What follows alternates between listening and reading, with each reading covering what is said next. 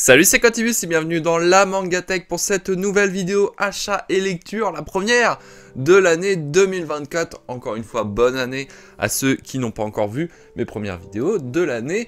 En tout cas, c'est le premier achat lecture de l'année comme je disais, mais toutefois, il y a quand même eu pas mal de petites sorties en tout début d'année. Donc je vais présenter quelques nouveautés que j'ai pu lire début du mois de janvier 2024 et surtout des séries que j'ai finies en fin d'année 2023 et une de vos recommandations. Ça y est, je reprends la petite section vos recommandations. Donc une nouvelle fois, si vous avez des mangas que vous voulez me conseiller, n'hésitez pas à me le dire en commentaire. Bref, on commence sans plus tarder avec les nouveautés. Et la nouveauté que j'attendais quand même un petit peu, j'étais assez curieux de découvrir en ce début d'année Crescent Moon Dance with the Monster de chez Ki-hoon par Kazuhiro Fujita, donc l'auteur de Karakuri Circus. Mais d'abord, de quoi parle le manga? À contre-cœur, Mary Shelley se rend chez son riche beau-père où elle fait face à un capitaine de l'armée anglaise. Ce dernier est accompagné d'une femme enveloppée de bandelettes et chaussée de bottines rouges qui serait tombée d'une falaise puis ramenée à la vie un an auparavant.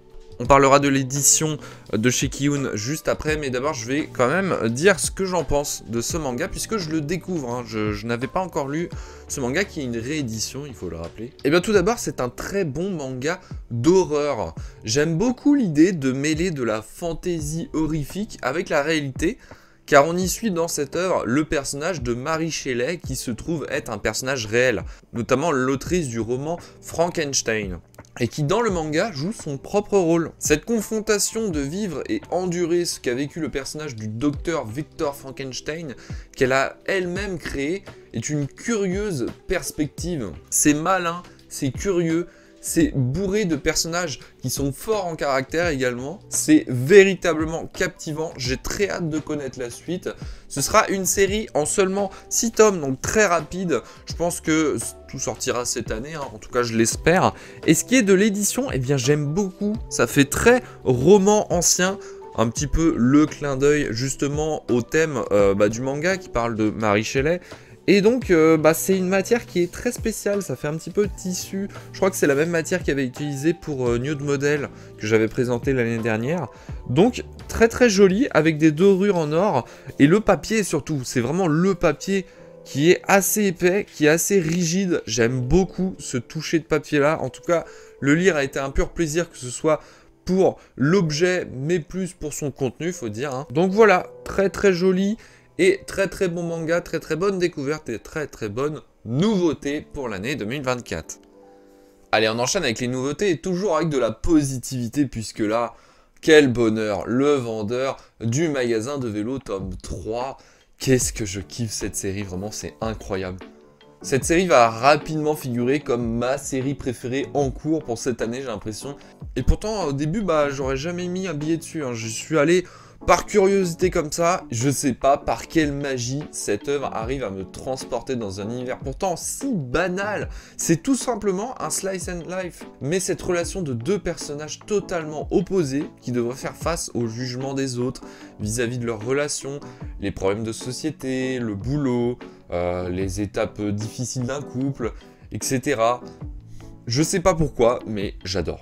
C'est très chill, c'est super bien écrit, c'est super bien mis en œuvre. C'est vraiment prenant. Cette série, c'est un vrai coup de cœur, mais alors je sais que ça ne sera pas le cas pour tout le monde.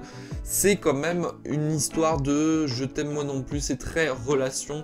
Néanmoins, c'est très chill. Pour ceux qui aiment Hirayazumi, moi, ça me fait beaucoup penser à du Hirayazumi, de par son dessin, hein. Déjà, le dessin, ça fait très posé, ça fait des traits assez légers. Non, franchement, le vendeur du magasin de vélo, c'est un très gros coup de cœur.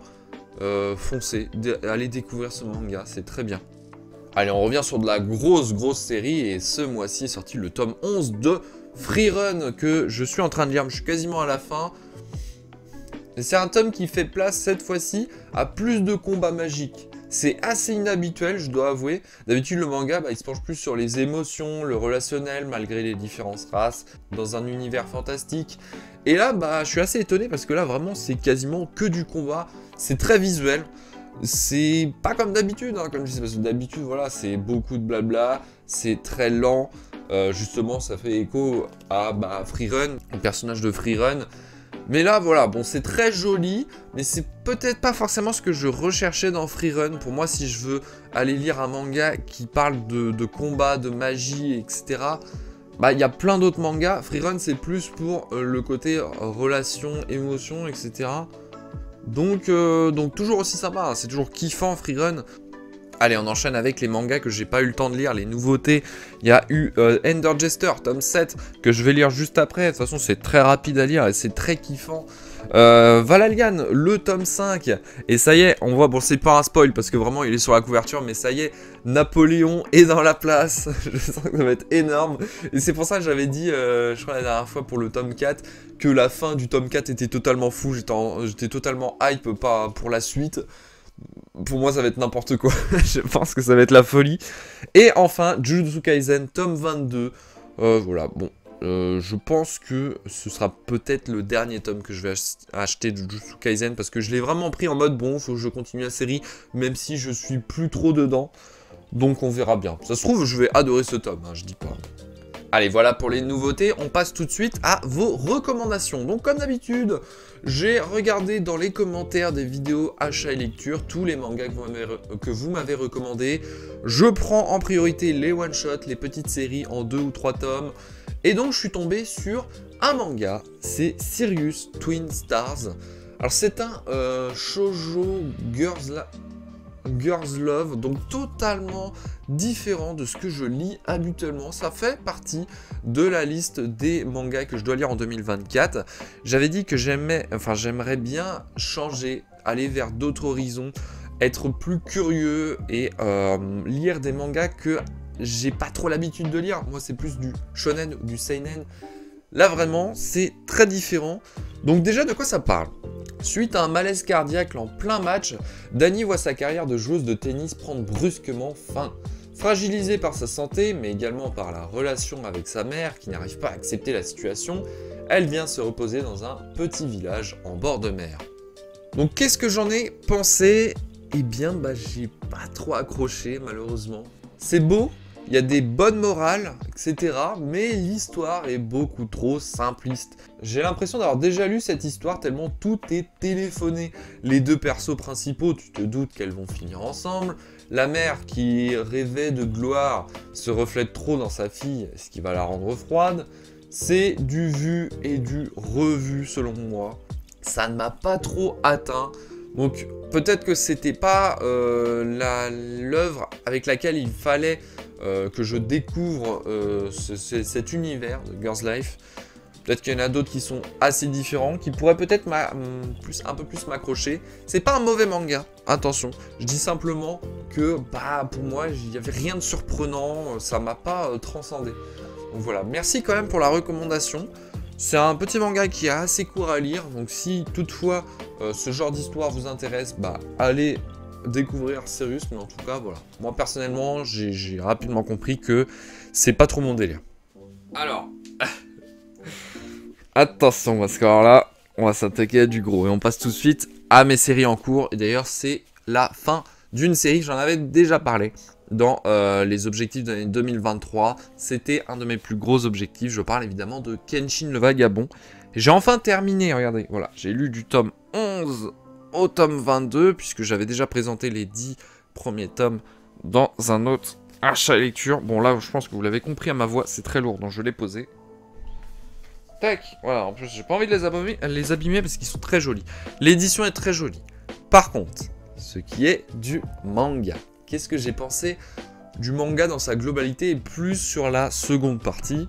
Eh bien, c'est bien, mais sans plus. Je comprends qu'il figure dans les grands classiques du genre, mais selon moi, le manga, il est trop long. J'y voyais jamais le bout quand je lisais. Les combats sont assez grotesques. Pour un manga de samouraï, le côté shonen a beaucoup trop pris le dessus. Et en devient par moments juste trop dans l'excès. C'est ce côté réaliste, historique qui est un peu passé à la trappe, j'ai l'impression. Le personnage de Kenshin est bien trop différent. Alors je sais que c'est pour marquer tous les moments difficiles qu'il a pu vivre, par la perte qu'il a vécue ou plein d'autres confrontations. Mais je ne retrouve plus l'ADN du début du manga, ce petit côté un petit peu comédie qu'avait le personnage de Kenshin. Mais je trouve ça un peu dommage. Ça change beaucoup trop là-dessus. Il y a trop de longueur, il y a trop d'antagonistes. J'aime bien par contre le côté bande de mercenaires là, qui s'est créé avec le temps. Mais pour moi, il était temps que j'arrive au bout. Parce que les derniers tomes que je les lisais sans vraiment de plaisir. C'était juste dans l'objectif de me dire, il faut que je termine cette série pour passer à autre chose après. J'aime pas finir une série vers la fin. Je pouvais pas m'arrêter genre à 5 tomes de la fin. Je me suis dit, vas-y, on va jusqu'au bout. L'édition est très jolie, ça fera quand même très joli dans ma collection. Mais pour moi, je trouvais ça trop long à la fin. C'était limite chiant en fait. Alors attention, je dis pas que le manga est mauvais. Le manga est quand même bien, comme je l'ai dit. Mais c'est juste qu'il est loin d'être à la hauteur de ce que j'en entendais parler. À chaque fois que j'entendais parler de manga de samouraï, Kenshin était quelque chose qui revenait assez souvent. Alors j'entendais parler de Vagabond, etc. Mais Kenshin Vagabond, c'était quelque chose que j'entendais beaucoup. Peut-être grâce à l'anime qui a fait beaucoup entendre parler du manga. Mais par contre, il y a quelque chose qu'il faudrait que je découvre, c'est les films live, en live action de Kenshin. Parce que quand on parlait, notamment par exemple avec le projet Nagma, avec l'émission des mangas adaptés en live action, il y a quelque chose qui revenait assez souvent, c'était les films live de Kenshin Vagabond. Donc peut-être que je découvrirai ces films-là. Néanmoins, voilà, j'ai lu le manga, j'ai été jusqu'au bout, on peut pas m'enlever ça, hein, vraiment. J'ai réussi à m'accrocher jusqu'au bout, même si c'était avec beaucoup d'efforts, on va dire. Voilà. Donc voilà pour ce début du mois de janvier 2024, ce début d'année. J'espère que la vidéo vous a plu. Encore une fois, n'hésitez pas à me proposer des mangas en commentaire. Je les rajouterai dans ma liste. La liste continue, hein. C'est pas parce qu'on passe la nouvelle année que j'arrête de continuer cette petite liste de recommandations. Enfin, je dis petite alors qu'elle est vraiment énorme. Moi, je crois qu'il y a minimum une centaine de mangas, je crois, quelque chose comme ça. Bref, et du coup, c'est la fin de cette vidéo. J'espère qu'elle vous aura plu. Si c'est le cas, n'hésitez pas à lâcher un petit pouce bleu, à vous abonner à la chaîne, ce n'est pas déjà fait. En attendant, on se dit à la prochaine. C'était Quantibus de la Mangatech. Salut!